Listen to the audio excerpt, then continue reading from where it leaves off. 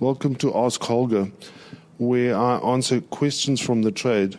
And today's question is one that I get quite often, and that is how to import beer. And I never know how to answer that, so I got in a professional. So with me today is Myles Oelofse. Is that right? Yeah. Myles started importing beer a couple of months ago, and so everything is still fresh in his memory, and I thought I'll just invite him to talk about give us some tips and maybe even advise us not to do it. So welcome, Myles. Thank you, Holger. Myles just arrived on my door. We're sitting outside here, and it's an early crisp morning in Kloof. But yeah, Myles, when did you start this whole project? Yeah, interestingly, you said I started a few months ago, which I actually did. My product landed in the shops a few months ago. Okay. But I actually started 2 years ago. 2 years, okay. So my first lesson or message would be brace yourself with a good dose of patience. And you started from nothing. You had no liquor license. You had nothing except a contact. Yeah. So if you have a license, then you're almost ready, because getting the importing and import-export license is very easy. Yeah. So if you have the distributor's license, easy. Okay, so let's try and explain that. That's called an NLA license, and that comes from Pretoria. Yeah. From a very efficient Pretoria. Yeah. How long did that take you? I got mine, I think, by default. It took me about 8 or 9 months to get. That's not too long. I got someone to help me. I paid a lawyer to help me do it. How much? Around 10,000. Ooh, okay. Yeah. So it's a bit of an investment, but it was important. Yeah. I didn't want to send my application in by myself and then not get it and go through the whole process again. So I was prepared to pay that just to make sure that I got my license and that things. And can you recommend that company or that person? I can. It's a guy based in Stellenbosch. Okay. Danny Cronier. Okay. Yeah. They helped me out, and I think he's very well known in the industry, in the wine industry too. So there's a bit of advertising for Danny. I used them on recommendation too, and it was a fairly simple process. Okay. But you obviously have to have all your paperwork ready. You already need a premises. Yeah, so what took me was a bit of a challenge for me, and you'll hear that later in my story, is that because I wanted to start this up organically, I didn't want to have any overheads to start with. And the one big thing you have to have is premises to get the licensing done. So I've subleased a premises in Cape Town at a very reasonable rate, but that stood empty for a long time. So you had to pay the... Yeah, and you have to have that to get a letter from the city of Cape Town, permits in a business zone saying that you're allowed to have that type of industry in that zone. So you couldn't do it somewhere on a farm in Stellenbosch where the kind farmer would just give you the address?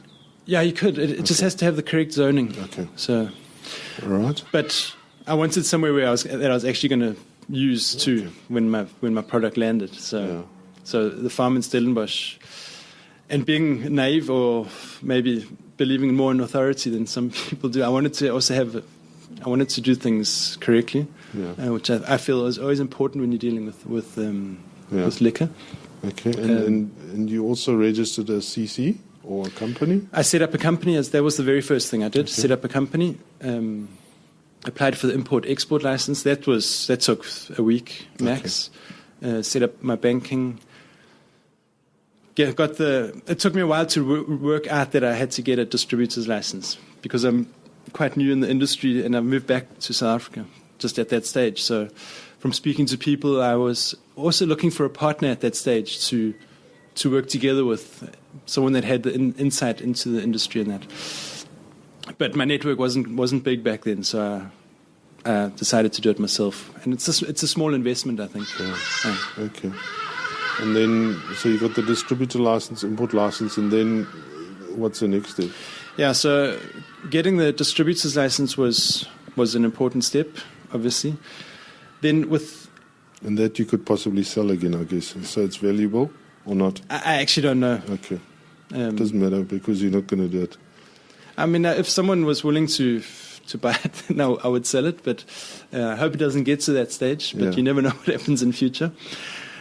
The important thing that was happening around that time in the last 2 years with customs and SARS is that they've changed the tariff code procedure. So everything has a tariff code that you import. And before 2 years ago, you would just say it's malt beer and it would fall under a certain tariff and you would be able to import it under that code. They've started over the last 2 or 3 years rolling out a new process, implementing it through phases, where you had to, if you're a new importer, get a tariff code for your beer. And that procedure was something I had to learn about too, because that was pretty an onerous process. Mm-hmm. So at the same time, when I was waiting for my distributor's license, I started getting the paperwork ready for the tariff coding. And could you ask somebody to do that for you, or no? I got a lot of help from Aviation, the importers or the freight company that I use. They have insights into all that, and they were the ones that said I had to do it also. Yeah. I can just explain briefly what that process entails, because if you're thinking of becoming an importer, it's very important that, and you have to go through down that road. I mean, no one's asked me for my letters yet, but I have them. Yeah. Let's just say that. Okay. And I want to have them for the products that I'm bringing in, because you have to. The first step is having a good relationship with the person that's selling the beer to you.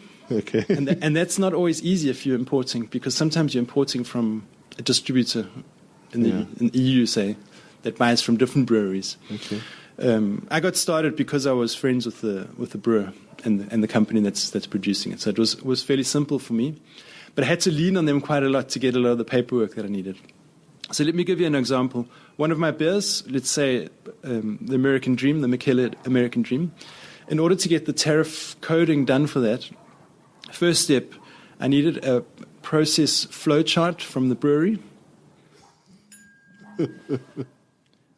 Okay, which is a 2-page document that basically says this is what happens in the brewing process, and it can become quite a standard document because the process is quite similar. So I have to get that from the brewer, and then a list of ingredients, which is also quite simple. But what, like water, malt, and hop? Yeah, but they want the percentages also. Mm-hmm. They were very helpful in preparing that and gave me exactly what I needed from the brewery.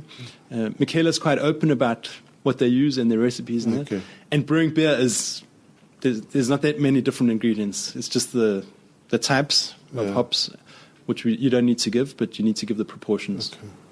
And if there's oats or whatever it may be in there. So that you have to get that letter, you have to get a pro forma invoice from the brewery saying that or the exporter saying that you are going to import their product. That was the second thing. Then the tricky one is getting a letter from the Department of Agriculture in Western Cape. It's called a letter of compliance for your product. This must be new, because I'm sure, is this all a new thing? Or is it that's why maybe if someone's going to say to me, you don't need to do all that. Yeah. But this is what I've been told I need to do. Okay. And I do it.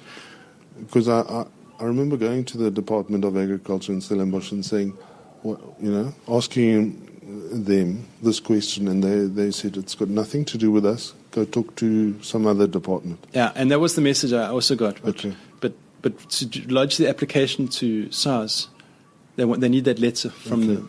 It's basically a letter saying what is this product, what's in it, what's the alcohol percentage, and a few other chemical analyses. And it's a letter saying that the Department of Agriculture has checked that this product is what it is. Okay. And in order for them to do that, they need an analysis of the beer. So I've got analyses of the beer. Sometimes the producer will have analyses done. I had that done in Belgium, so I could give them the chemical analysis and the flow chart, the labels of the beer, to Department of Agriculture, and then they provide me with a letter of compliance, which we then put together with the other documents and send off to SARS. And then you wait. The first 3 I got in 3 months, but I've lodged 4 more in December, and I've actually just got them last week. It's because they've been overwhelmed by this whole new procedure. Okay. So I think it's actually something that's happening. And it's going to get worse because not everybody has to catch up. Exactly. Yeah. If you're an old importer, if you have had products that have come in, you have a longer period of grace, I think. Okay. The new boys are in trouble. Yeah. But the thing is, I don't know if I haven't experimented yet with saying, I don't have letters of compliance, let me just bring the stuff in anyway. Because what I bring in is an expensive product, and I want to make sure that there's no hitches when it goes through customs. Yeah, and you can't afford the risk. No, the risk it's simply not worth it. Yeah. So that's why I go through that process. Okay. Yeah, and I can just to put it in context. So I got the first 3 letters before I imported. I got them around about the same time that I got my distributor's license, and then it was all the green lights were ready. Import. So I brought in my first batch, and that was December, or landed in December, January 2017. So it took quite a while. It took 2 years, just short of 2 years to get everything and a set lot up. of money, I guess. And you had to pay rent, and I wasn't paying rent because you weren't paying rent. Okay. Yeah. So you had that advantage. Yeah. So my overheads I managed to keep down, but if you wanted to set up a bigger system, then it would be a little more onerous. Yeah. But I think if you wisened up, if I had to redo all this, I would obviously go about it in a completely different way. Okay, what would you do? I'd make sure that getting the distributor's license would be the first thing I would have lodged straight away for that application. In fact, anybody wanting to go into any sort of liquor business should just get a distributor's license. Yeah. You shouldn't wait, just apply. Yeah. And the same with a retail license, I guess. Just apply for a license, and you always make better margins if you're selling retail. Yeah. Yeah, so get your licensing, especially with the import license is very easy to get. Okay. And it costs 1,000 rand.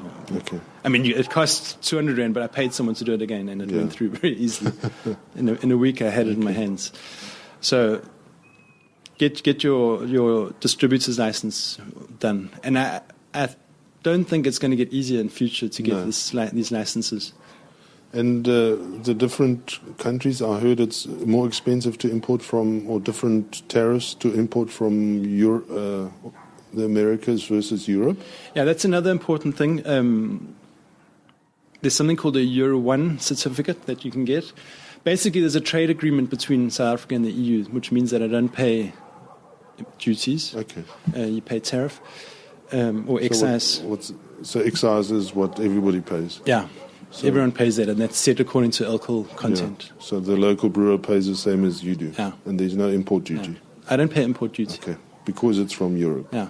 Okay. But you have to prove that it's produced in Europe. And in your case, in Belgium? Yeah. Okay. Yeah. So that's quite a big saver. Okay. If you're bringing in from the US, which I haven't done before, but I think it's a different story, and you have to start paying import duties. I believe so. Ruland Liquors and Greg Casey were I think Greg was involved. They were importing some lovely beers from the States, and they were just extremely expensive. Yeah, it is. And I would like to bring in things from America also, but there's that cost, and then transport, and the big one in South Africa is obviously the exchange rate. Yeah, the exchange rate, yeah. And how much does it cost?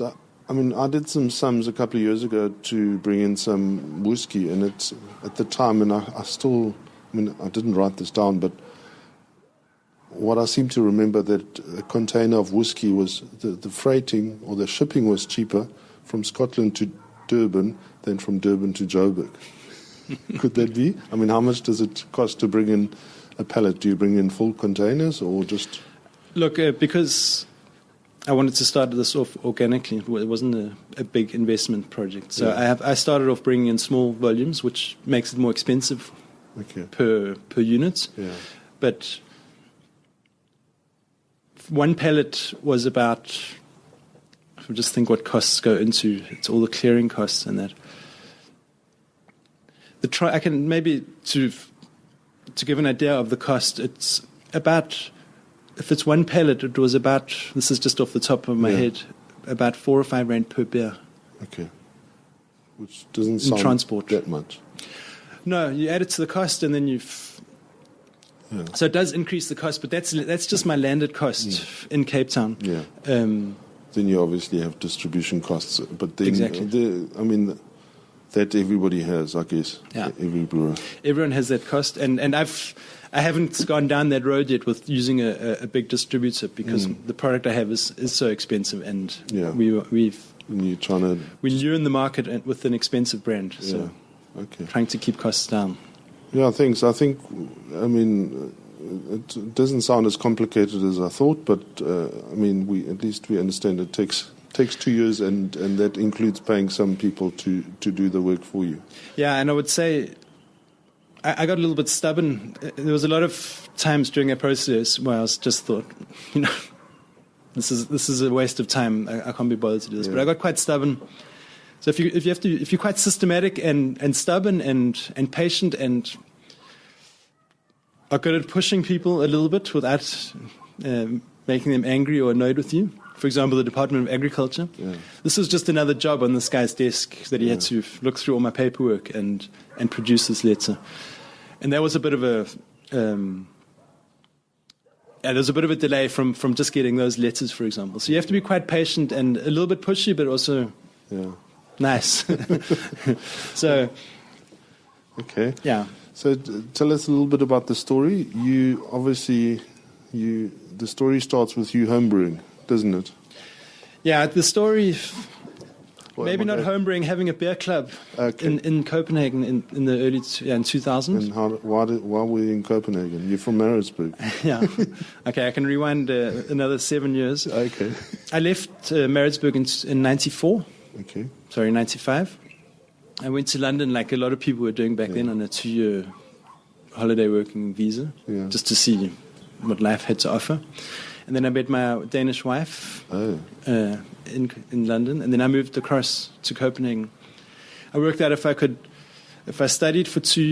worked for 2 years, learned to speak Danish, I could study for free. Okay. So I did that, started studying agriculture at a university in Copenhagen, did my bachelor, did my master's, did a PhD.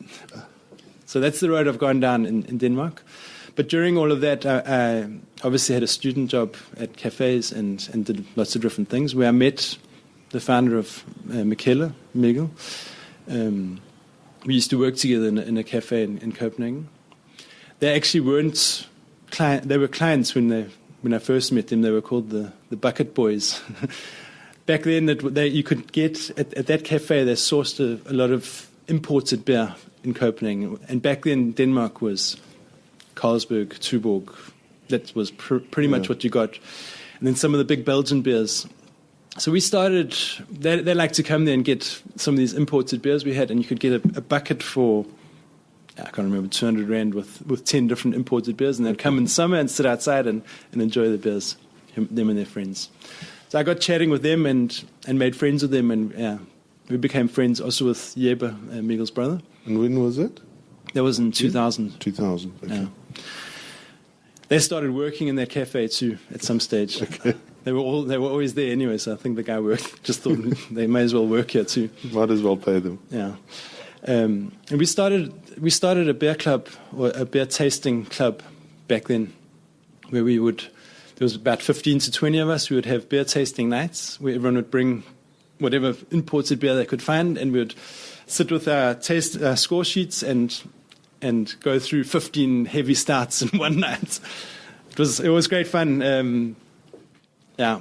So that's how things started back then. Someone gave me a homebrewing kit back then, and I tested it out, but it was an absolute disaster. And that was my first and last medal with homebrewing, because it tasted like flat Coke what I produced, and it exploded all over my living room when I opened it. Yeah. So from then, I think Mikkel and also his brother Jeppe, they get quite serious about whatever they do. I mean, back when I met them, they were buying and selling rare CDs and records, and then they moved on to Danish design furniture. Also hobby-wise, but starting to buy very expensive and classic 50s Danish design furniture, finding it at flea markets and selling it to guys in Japan. And so they are crazy entrepreneurs. They're both school teachers by training, so they were working as they weren't working back then. They were still studying to be school teachers, but always finding new things to do and getting really good at what they did. Yeah. And then I think Myles started brewing at home, and his story is, I'm not going to go through all that, but that's how he started. But just tell us who Myles is, because I mean he's a rock star, but just So Myles is he's the founder of Mikkeller. Mm-hmm. They founded together with a guy called Keller, who was also in our beer club. They started brewing at home together, and they produced a few different beers. They started to win a few competitions with some of the beers they brewed, and started to get some interest from an American importer, I think, one American brewery that visited Copenhagen and tasted their beer, and asked if they could produce more. So they suddenly thought, let's try and scale this up. And they went and spoke to another brewery, or a brewery where they could scale things up, and they produced their first batch, and it sold. In Denmark or in Denmark, in the yeah. States? Okay. I can't remember. I'm not sure if they sold that batch in the States, but from then they started to work out. They found out that they were actually pretty good at brewing, quite innovative. They made a lot of new types of beers, stouts with coffee and that type of thing. And they found out there was a big demand for their beers. They started gaining traction, gaining popularity. And from there, things started to roll. At some stage, Keller left. Myles wanted to scale things up, make more beer types, and Keller wanted to just maintain a more narrow selection. And then so Myles went out on his own, but it was still called Mikkeller. And from then he's just brewed more and more, and he was still a school teacher until I think 2010 or 11. But now it's 100% beer. Yeah. And his company is massive. I mean, I don't have the exact numbers, but they have bars in the US, in Thailand, Korea. Japan, Korea. Where else? Spain. So they own their own bars, and I've seen you on your travels in these, and I wasn't sure whether you were bullshitting or were you actually in these places. I was. Where was that? That was in Bangkok. In Bangkok, yeah. So he has a bar in Bangkok. And he owns the bar, or is it a franchise? Do you know? I don't know if I would call it a franchise, because he owns. I'm not quite sure of the ownership structure, but he's very involved with his bars. And this year they're opening 5 to 10. I think they said 9 at the beginning of their opening this year in LA, in Reykjavik. Was it Torshavn? So they own what they call the wet sale, because it seems like they own the bar, they own the brand, but they don't own any breweries. Or do they? Actually, from this year, so Mikkeller's been a gypsy brewer until actually this year. He still is technically a gypsy brewer, but he's acquired his own brewery in San Diego. Okay. There's a very big market for them in the US. Yeah, so, San Diego is big into craft. Yeah, so they brew a lot of beer over there now, but he still uses all his collaborations across Europe. Okay. And then, so, I mean, any idea of how big? You mentioned some numbers of containers going out, or is it confidential? I think I don't know the numbers, and it's probably confidential too. Yeah. But they export to more than 50 countries. Okay, so it's a massive brand. It's a massive brand, and with a kind of a cult following. Hey? It's got a cult following, and they don't produce. They're a craft brand, but when I look at the price listings, there's a lot of stuff that's sold out quickly from what they produce, because the volumes are what they are. They also produce a lot of different types of beers, so at least 90 different ones a year. Okay. If you go and look on Rate Beer, I think they've almost around 1,000 different Mikkeller beers. Okay. Wow. So if you put what I'm doing in context in South Africa, if you want to if you want to be flexible and be able to offer the craft beer drinkers in South Africa the latest Michele beers, you're 6 months behind what's going on because of all this red tape. Yeah. Okay, so you obviously, I mean, the link is there. You knew the brewer and the brand, and I mean, the obvious thing is to bring it into South Africa or to even brew it here. And there's obviously a good relationship between the two of you, and I mean, that's why you're bringing in the beer, not because it's because you know them and you're part of the brand.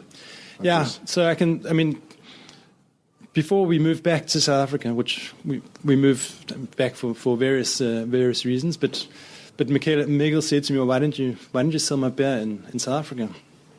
And I thought that would, I don't know. My immediate reaction was that that's not my thing. But then I got quite curious about whether one could go through with it. One, because it's a very well-known brand, and the beers are amazing. And so I thought, let me give it a go.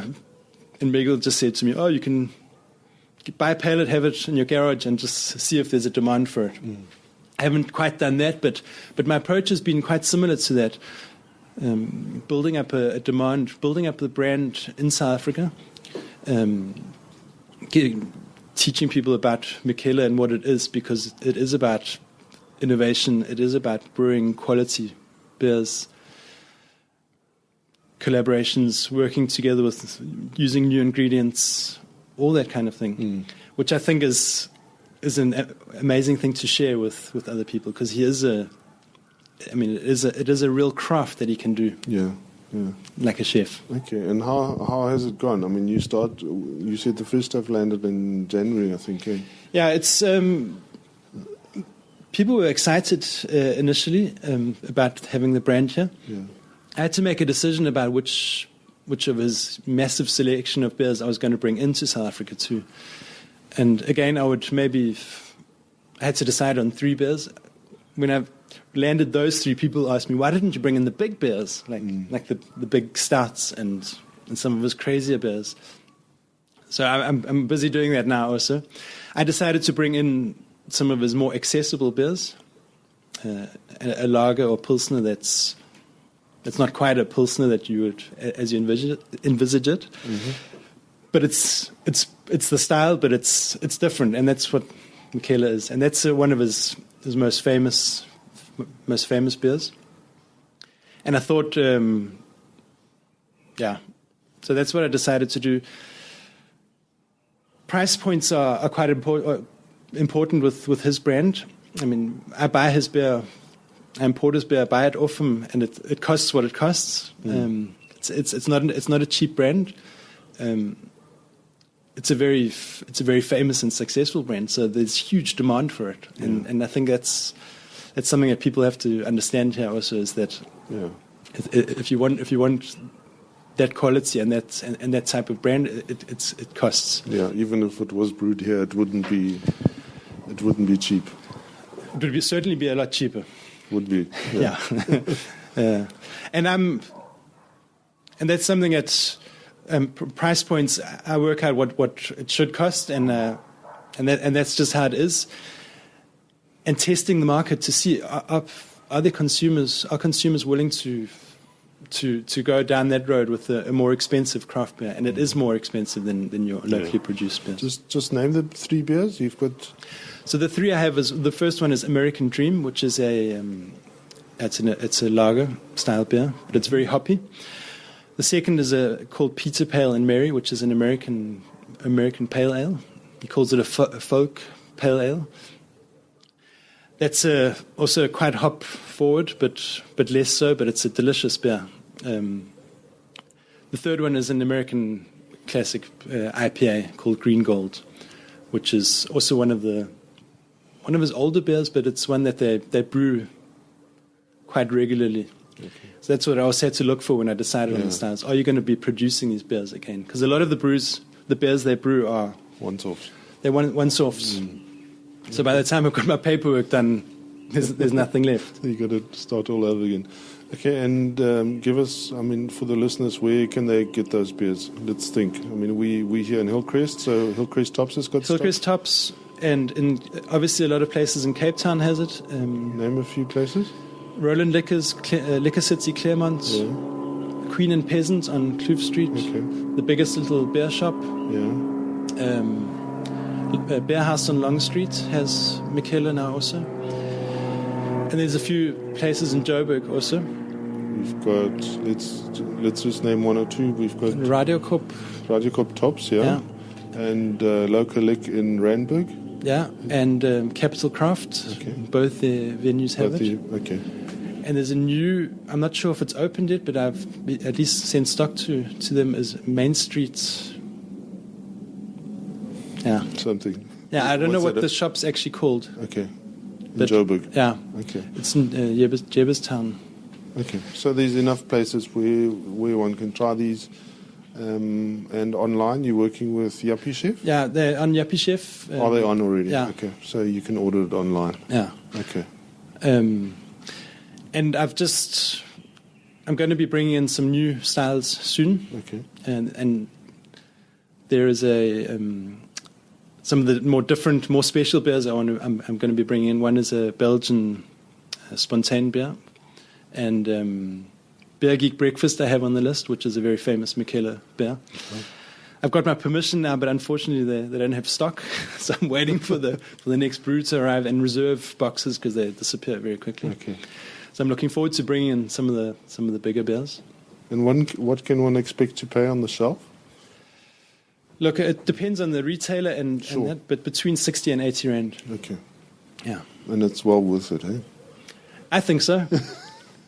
So give it a try. Okay. Thanks, Myles. Thanks, Holger. We'll chat to you again soon, and we look forward to seeing those new beers arrive. Yeah, if anyone wants to get in touch, Yeah, it's Nordic Craft. NordicCraft, yeah. And you're also on Twitter, hey? Yes, at And Nordic also, Craft. also Nordic Craft. Yeah.